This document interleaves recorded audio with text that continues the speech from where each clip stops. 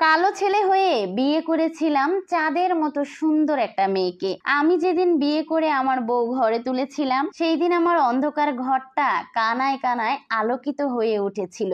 অন্ধকার রাতে যখন পূর্ণিমার চাঁদ ওঠে সবকিছু আলোকিত করে ফেলে, ঠিক তেমনি আমার বিয়ের পর আমার জীবনটাও আলোকিত করে তুলেছিল আমার বউটা। আমার চাঁদের মতো বউটা কথা বলতে পারতো না, জন্ম থেকেই সে বোবা নয়। ছোটবেলায় তার একটা গলার অপারেশন হয়, সেখান থেকে সে আর কথা বলতে পারে না। ওই আধা অধরা কথা বলে, অনেকেই তার কথা বোঝে না, কিন্তু আমি আমার বউয়ের সব কথা বুঝতে পারি। আমি এমন মেয়েকে বিয়ে করেছি আমার মা বাবা ভাই বোন প্রথমত কেউ মেনে নিতে চায়নি, তারপরে আমার বউকে দেখে সবাই মেনে নিয়েছে। কেননা আমার বউটা ওই যে বলেছিলাম চাঁদের মতো সুন্দর। বিয়ের পর ভালোই কাটছিল আমাদের দিনকাল, কিন্তু আমার শাশুড়ি মা ফাল হয়ে ঢুকলো আমার সংসারে। আমার শাশুড়ি মার আমার গায়ের রং মোটেও পছন্দ ছিল না, তবে আমার টাকা পয়সা জমি জামা সবকিছুই তার পছন্দ ছিল, আর ঠিক সেই জন্যই তার মেয়েকে আমার হাতে তুলে দিয়েছিল।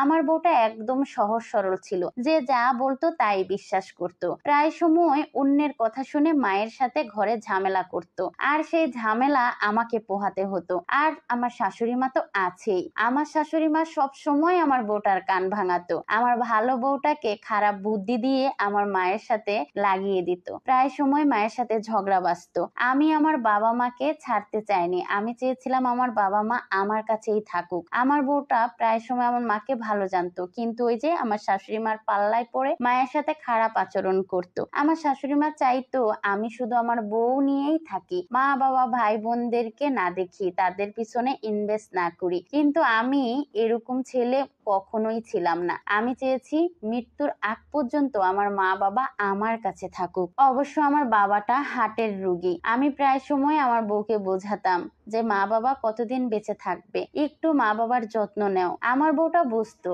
ওই যে লোকের কথা শুনতো, মায়ের কথা বুঝতো, সেই জন্যই সংসারে অশান্তি বাজিয়ে রাখতো। দেখতে দেখতে প্রায় 3টা বছর কেটে যায়। এই 3টা বছরে আমি যে কতবার আমার শ্বশুর বাড়ি থেকে আমার বউকে হাত পা ধরে এনেছি তার কোনো হিসাব নেই। আমার শাশুড়ি মা সবসময় আমাদের দুজনের ঝামেলা হলে কোনোদিনও ঝামেলা সমাধান করতো না, আরো ঝামেলা বাড়িয়ে দিত।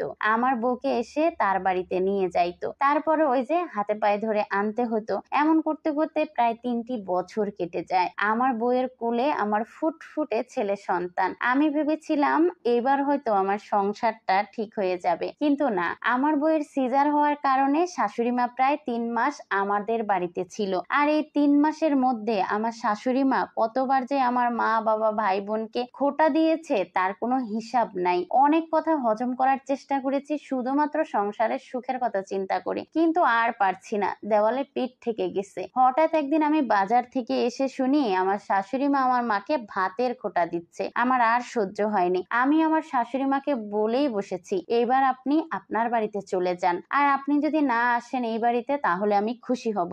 এই কথাটা বলতেই তার সাথে আমার অনেক কথার কাটাকাটি হয়ে যায়। সে আমার সাথে অনেক ঝগড়া করে। এক পর্যায়ে আমি বাড়ি থেকে বাজারে চলে আসি। সেই দিন আবার হাটবার ছিল, আমি দোকানে অনেক বেশি ব্যস্ত ছিলাম। বাড়ি থেকে অনেকগুলো ফোন এসেছে, কিন্তু আমি রিসিভ করার সময় পাইনি। রাত 9টা বাজে যখন ফোনে দেখলাম অনেকগুলো কল এসেছে, ভাবলাম বাড়িতে যাই, তারপরে কথা হবে। বাড়িতে এসে দেখি আমার বউ বাচ্চা কেউ বাড়িতে নেই। মা বলল তোকে এতবার ফোন দিয়েছি, ফোনটা রিসিভ করলি না। এইদিকে তোর শাশুড়ি মা বউ আর নাতিকে নিয়ে চলে গেছে। আমরা রাখার অনেক চেষ্টা করেছি, কিন্তু তারা আমাদের কোনো বাধাই মানেনি। সে চলে যাওয়ার পরে আমি প্রায় 3 দিন পরে আমার শ্বশুর বাড়িতে যাই। যাওয়ার পরে আমার বউকে বুঝিয়ে শুনিয়ে আবার আনার চেষ্টা করি, কিন্তু এইবার আমাকে এতটাই অপমান করেছে সেটা আর মেনে নেওয়া যাচ্ছিল না। তারপরও আমি আমার বউকে বলেছিলাম যে আমি এখন চলে যাচ্ছি অপমানিত হয়ে, আমি তোমাকে 5 দিনের সময় দিচ্ছি, এই 5 দিনের ভিতরে তুমি যদি আমার বাড়িতে না যাও তাহলে কিন্তু আমি তোমাকে তালাক দিয়ে দিব। আমি একটু তাকে ভয় লাগানোর জন্য এই কথাটা বলেছিলাম। তারপরও 5 দিনের জায়গায় 10 দিন কেটে গেল, আমার বউ আর আমার বাড়িতে ফিরলো না। একটা পর্যায়ে আমি তাদের বাড়িতে একটা ডিভোর্সের কাগজ পাঠিয়ে দিই। আমার শাশুড়ি মা তার কোনো উত্তর দেয়নি। হঠাৎ করে আমার দোকান থেকে পুলিশ এসে আমার ছোট ভাইকে গ্রেপ্তার করে নিয়ে যায়। আমার ভাইটা ক্লাস 7-এ পড়ে, এতটুকু বয়সে সে জেলখানায়। আমার ভাবতে ভাবতেই কষ্ট হচ্ছে।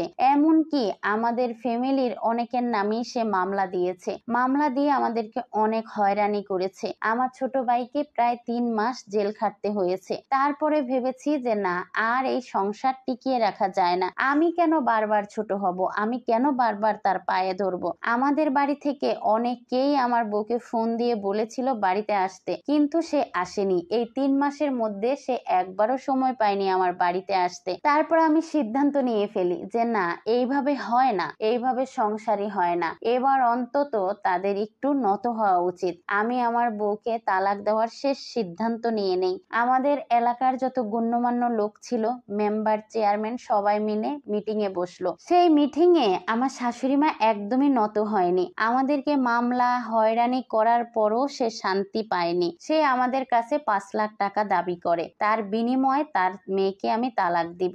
আমি 5 লাখ টাকা অনেক কষ্টে ম্যানেজ করেছিলাম, করে আমি তাকে তালাক দিয়ে দিই। আমি খুব চিন্তিত আমার ছেলের ভবিষ্যতের জন্য, কেননা আমাদের দুজনের জন্য আমার ছেলের ভবিষ্যৎটা অন্ধকার হয়ে গেছে। এখনো রাতে ঘুমাতে পারি না, প্রায় সময় বউ বাচ্চার কথা মনে ওঠে। আমার সাজানো গোছানো সংসারটা কিভাবে ভেঙে গেল আমি ভাবতেই পারি না। এইভাবে আমার এত সুন্দর সংসারটা ভেঙে গেল শুধুমাত্র শাশুড়ি মায়ের কারণে। আফসোস, এমন শাশুড়ি মা যাতে কারো কপালে না জোটে।